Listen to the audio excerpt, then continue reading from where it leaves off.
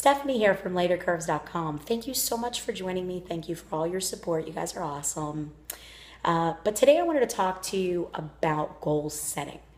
When I first started this journey, I would look at my weight that I was and I would say, wow, that is a lot of weight to lose. So when I really got serious and said, I'm going to do this, what I decided was I'm going to set up a list of goals. I'm not going to look at it as a huge number. Ultimately, it's going to be the number to get to my goal weight, my starting weight, blah, blah, blah. But what it is it was going to be, I was going to break it up in small goals. And that's what I did. I broke it up in 17 little goals equaling to my goal weight. And that is to help me, stay focused on those goals. But what I did was I took it a step further. Those goals necessarily are personal for me.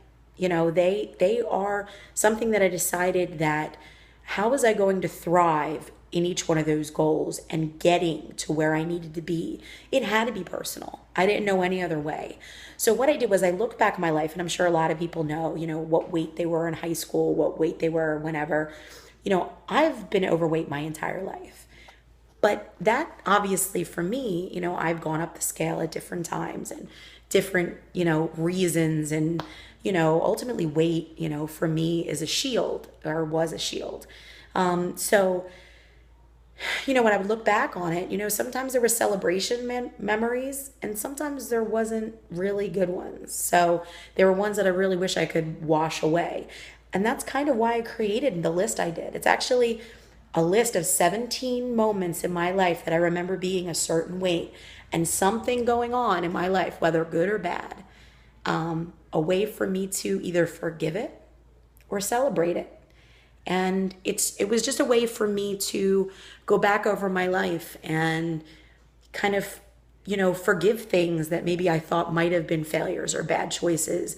But at the same time, remembering those moments of saying, wow, when I'm at this moment, I was this when I was in high school. That's powerful. So that's why I created those goals.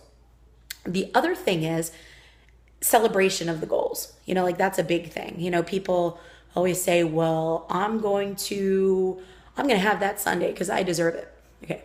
No, don't do that. Because quite honestly, that'll bite you in the ass. So don't do that. What I decided to do was I have a whole bucket list of stuff. And this is what works for me. A bucket list of stuff that I've never done.